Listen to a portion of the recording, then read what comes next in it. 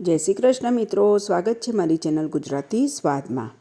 આજે હું તમારી સાથે શિયાળામાં શરદી ખાંસી સામે રક્ષણ મળે એના માટે એક ઘરગથ્થું ઉપચારની રીત લઈને આવી છું। ઘી, ગોળ અને સૂંઠની ગોળી। તો પરફેક્ટ માપ સાથે મેં તમારી સાથે આ રીત શેર કરેલી છે।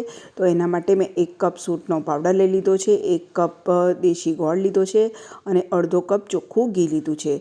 સૂંઠ પાવડર અને ગોળનું પ્રમાણ સરખું લેવાનું અને ઘી એનાથી અડધું લેવાનું।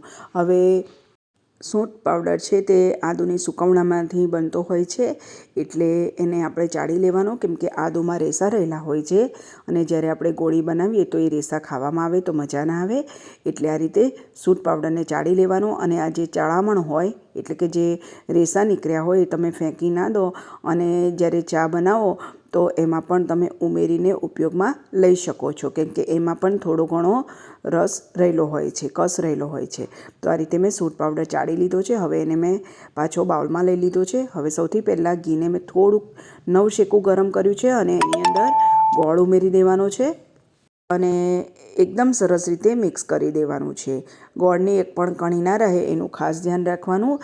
અત્યારે મારો જે ગોળ છે એ દેશી ગોળ છે અને આ રીતે થોડો ઓગળેલો જ છે, એટલે કણી ઓગાળવામાં વાર નહીં લાગે, પરંતુ તમારી પાસે આખો ગોળ હોય તો એને ચપ્પાથી કાપીને અથવા તો ખાયણી પરાઈમાં એને કચડી અને ત્યાર પછી એક પણ ગાંઠો ના રહે એ રીતે લઈ લેવાનો અને આ રીતે મિક્સ કરી દેવાનું। તો ઘી અને ગોળ સરસ રીતે મિક્સ થઈ જાય પછી એમાં સૂંઠ પાવડર ઉમેરી દેવાનો। તો સરસ રીતે મિક્સ થઈ ગયું છે। હવે ચાળેલો સૂંઠનો પાવડર ઉમેરી દેવાનો છે। આમાં જો તમને પસંદ હોય તો તમે થોડો ગંઠોડાનો પાવડર પણ ઉમેરી શકો છો। શિયાળાની ઠંડીમાં તમે રોજ સવારે આ એક સૂંઠની ગોળી ખાઈ લો તો તમને શરદી ખાંસી સામે રક્ષણ મળે છે અને શરીરમાં થોડો ગરમાવો પણ રહે છે। તો આ રીતે મિક્સ કરી દેવાનું છે અને નાની નાની ગોળી બનાવી દેવાની છે। તમને મારી આ રીત પસંદ આવે તો મારી ચેનલને સબસ્ક્રાઈબ કરજો અને મારા આ વિડીયોને લાઈક અને શેર કરજો, તો મને પણ બીજી રેસીપી બનાવવા માટે પ્રોત્સાહન મળે।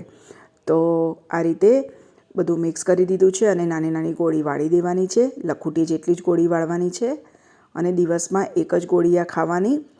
તો આ રીતે હું નાની નાની ગોળી બધી જ વાળી દઈશ અને તમે આ ગોળી બનાવીને એરટાઇટ ડબ્બામાં 1 થી 1.5 મહિના સુધી સ્ટોર કરીને ઉપયોગમાં લઈ શકો છો।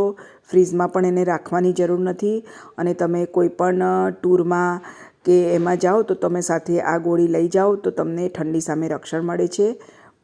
તો તૈયાર છે ઘી, ગોળ અને સૂંઠની ગોળી।